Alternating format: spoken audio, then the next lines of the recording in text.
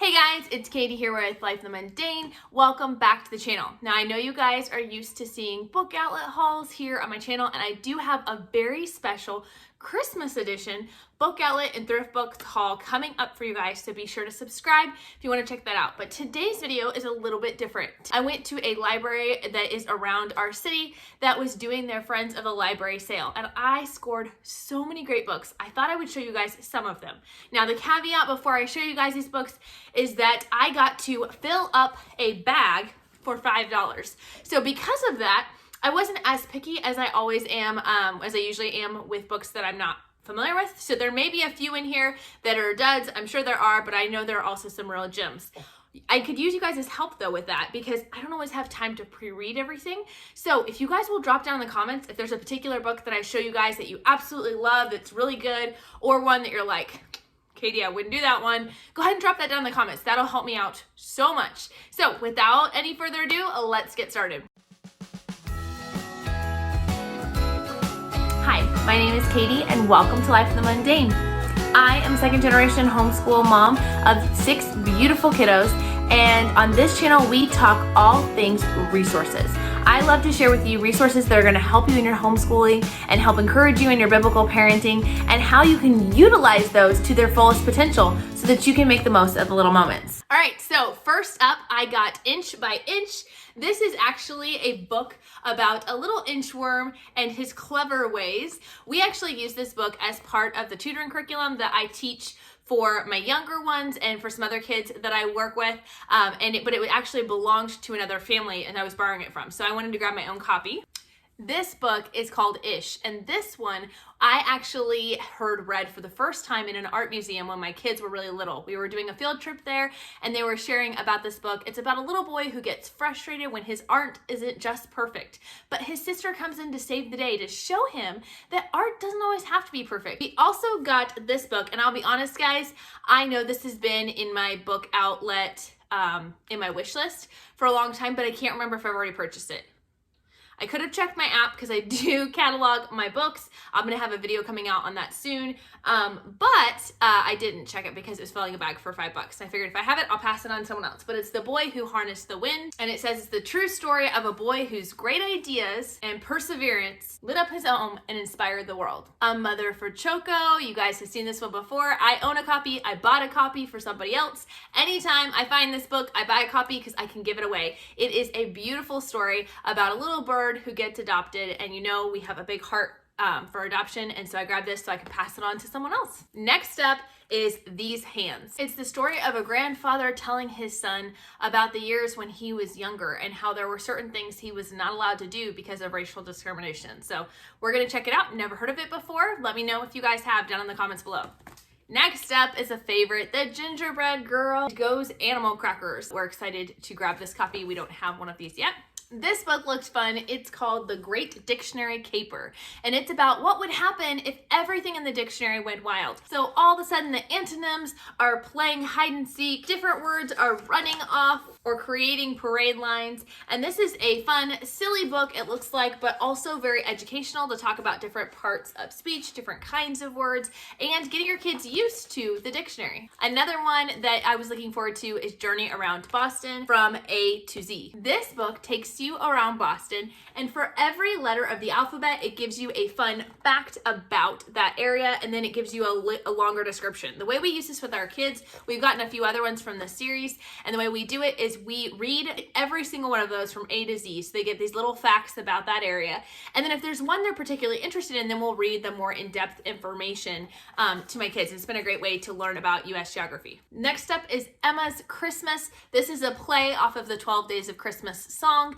in picture book format, and so it tells the story of Emma and her wedding week that is happening around Christmas, and there's too many guests and all these geese and all these other funny things that happen. So this will be a fun kind of variation of that Christmas classic. Next up is a picture book of Rosa Parks. This is a time period in history that we are studying this year, so I thought this one would be a good one to grab. Of course, Amelia Bedelia and the Surprise Shower. It's just one of the Amelia Bedelia books we haven't gotten yet. This one looked really funny. It's called Pardon Me, It's a Ham, Not a Turkey. And he's got a no turkey sign on it. So the description on this one says, why would an American president pardon a turkey? How did the turkey become the symbol of Thanksgiving? Such are the questions that perplex a young student who wonders how these traditions got started. In his quest for answers, he discovers the historical truth of the first Thanksgiving isn't quite what he expected. The tale unfolds in a delightful fashion in Pardon Me, It's a Ham, Not a Turkey. Never heard it before, and it'll be interesting to see how it goes, but it just seemed funny. Next up is a book called Feelings, and it has different talks and different things about feelings. We always love to get any books we can that help us understand feelings and kind of give us more description and words with that.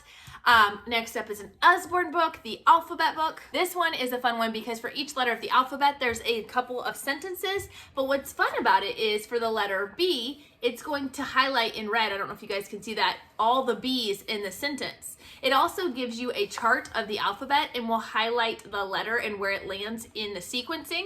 And better yet, all of the sentences down here are easy readers. So they're designed for your beginning readers. So you can read it to your child in something short and sweet, or they can help you read it. So I thought this would be a great one. Larry Saves the Prairie. And this is about a real life wildlife hero here in Kansas, Larry Haverfield, and how he saved the prairie dogs. This is one that my toddler snuck into my bag. And because I was paying by the bag, I didn't really check it. And it's called People Don't Bite People.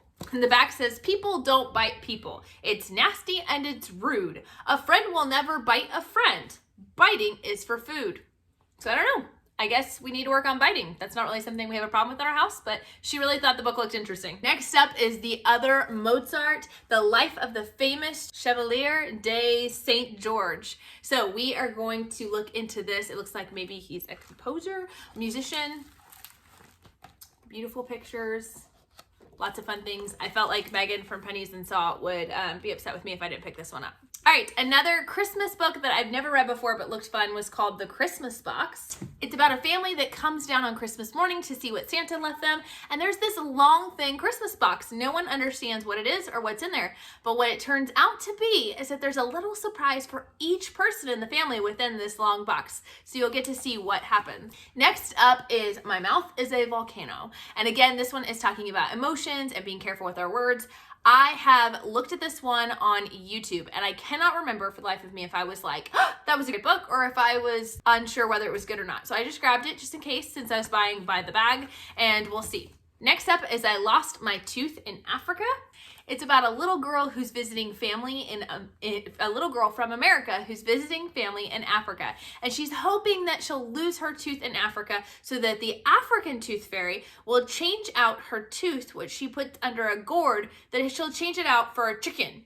So this one looked like a fun and interesting one to read with my kids. Next up is The Bee Tree. It's about a couple who lets out a bee out of a jar and then chases it back to its tree as they're trying to find the source of honey. And it sounds like it's kind of a wild adventure as they follow that bee. We've never read this one, but I believe I've seen it on several book lists, and so I'm excited to read it.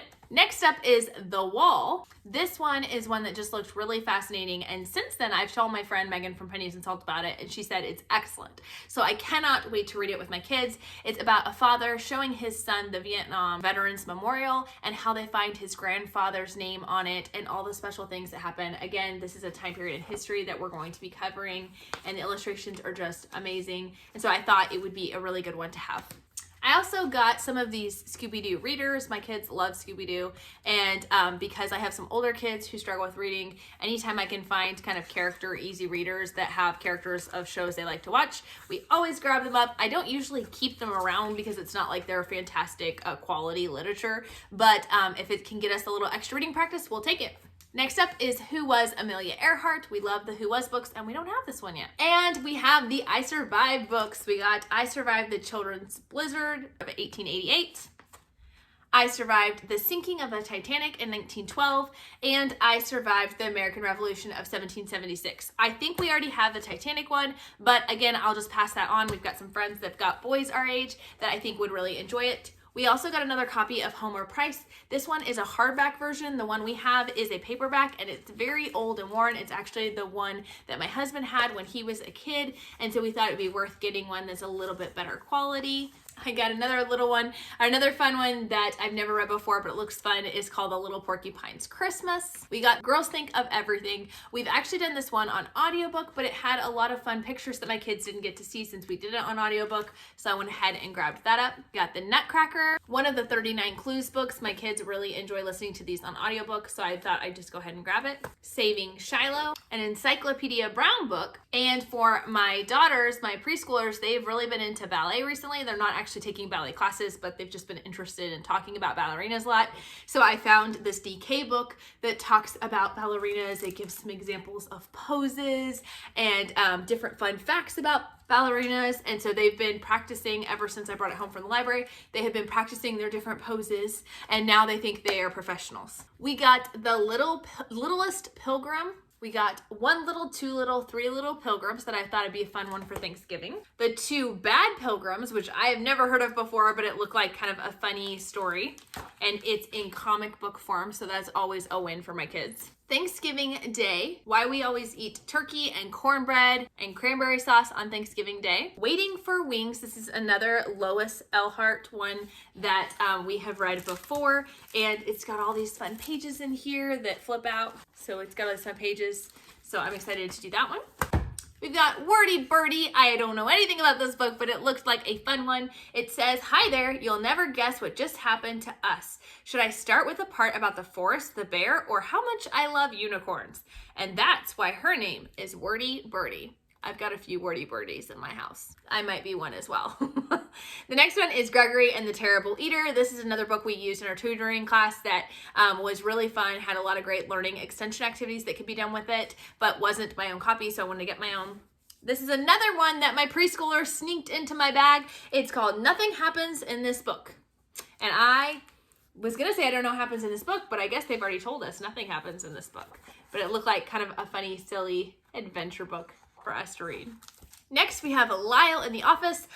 We have a lot of the Lyle the Crocodile books, but this is one we didn't have, so I thought we'd pick it up. We have a few other miscellaneous books that we grabbed at different points, but they've been scattered all over the house now. So the last one I'm going to show you today is The Christmas Coat, Memories of My Sioux Childhood. It's about a little girl on a Native American reservation that really wants a coat for Christmas and all about a fun surprise that she gets on Christmas morning. This is one we'll be using for our Christmas time readings this year, and I'm excited to dive into it. Again, speaking of Christmas, be sure to subscribe because coming out here in November, I'm going to be having a thrift booked and book outlet unboxing combined that we'll be sharing with you guys a bunch of fun Christmas books that we got for this year. And then later in November, I'm also going to be sharing our favorite Christmas read alouds and some of our favorite things that we've been using for years. Some of these are new to us, but I want to show you the ones that are tried and true favorites. So be sure to subscribe and we'll talk to you guys next time. Bye.